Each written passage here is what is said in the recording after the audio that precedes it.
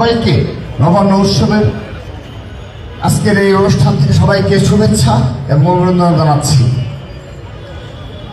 আমি আমার বক্তব্যের শুরুতেই ঢাকা বিশ্ববিদ্যালয় ছাত্রদলকে অনেক ধন্যবাদ ও কৃতজ্ঞতা জানাচ্ছি যে তারা শুধুমাত্র যে লড়াই সংগ্রামে অভ্যস্ত নয়, সাধারণ শিক্ষার্থীদের অধিকার বাস্তবায়নে আদায়ে শুধুমাত্র রাজপথে কিংবা অপরাপর যে কর্মসূচি পালনের পাশাপাশি এই গ্রামীণ ঐতিহ্যবাহী যে নবান্ন উৎসব সেটি ভুলতে দেয়নি, আমাদেরকে স্মরণ করে দিয়েছে। এবং আজকের এখান থেকে একটি বিষয় আমাদের যদিও প্রাসঙ্গিক কারণে আমি বলতে হচ্ছে, কিন্তু এই উপলক্ষে আসলে এই অনুষ্ঠানটি নয়, এটি আমাদের আগে থেকেই নির্ধারিত ছিল। আজ আমাদের বিএনপির ভারপ্রাপ্ত চেয়ারম্যান এবং ছাত্র দলের গর্বিত সাংগঠনিক অভিভাবক জনাব তারেক রহমানের জন্মদিন। সে কারণে এটি আসলে সত্যিকার অর্থে আমরা এসেছি। আমরা বিভিন্ন মাদ্রাসায় আমরা শুধুমাত্র শিক্ষা উপকরণ বিতরণ করছি ছাত্রদলের পক্ষ থেকে, যেহেতু আমাদের সর্বোচ্চ অভিভাবক থেকে স্পষ্ট নির্দেশনা কোনো কর্মসূচি পালন করা যাবে না। সে কারণে ঢাকা বিশ্ববিদ্যালয়ে এবং আমরা কোনো শিক্ষা প্রতিষ্ঠানে কোনো কর্মসূচি পালন করিনি।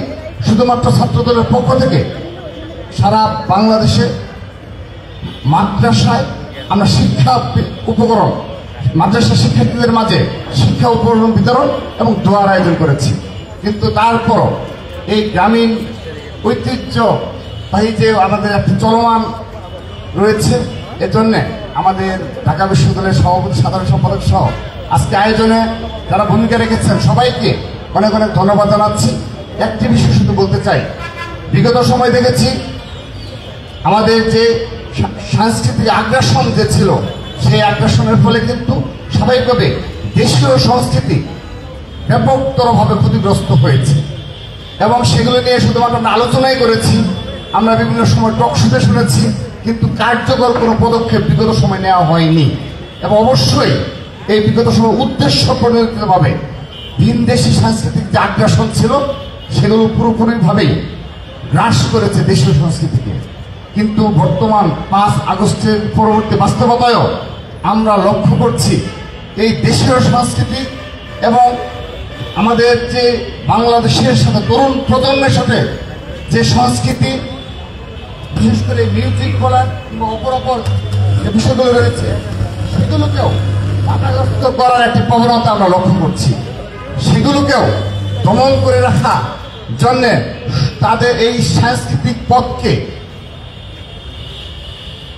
ধীরগতি করে দেওয়ার জন্যে এবং অবশ্যই উদ্দেশ্য প্রণোদিতভাবে এই কাজগুলো করা হচ্ছে। আমরা চাই যে সাংস্কৃতিক বিগত সময়ে যে সাংস্কৃতিক আগ্রাসন ছিল, এই বর্তমান চলমান সময়ে আগামীতে দেশের সুস্থ সাংস্কৃতিক চর্চার বিকাশে সবাই ভূমিকা রাখবে এবং অবশ্যই অবশ্যই আমি ঢাকা বিশ্ববিদ্যালয় ছাত্রদলের নিকট সেই প্রত্যাশা রাখবো, এই দেশের সুস্থ সাংস্কৃতিক চর্চা এবং বিকাশে ঢাকা বিশ্ববিদ্যালয় ছাত্রদল তার নেতৃত্ব দেবে। সবাইকে ধন্যবাদ জানিয়ে এবং আজকের এই নবান্ন উৎসব উদ্বোধন ঘোষণা করছি, শুভ উদ্বোধন ঘোষণা করে আমি আমার বক্তব্য শেষ করছি। বাংলাদেশ জিন্দাবাদ। এখন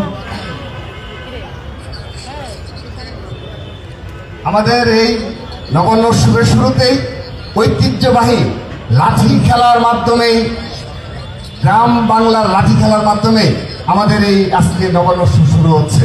সবাইকে উপভোগ করার জন্য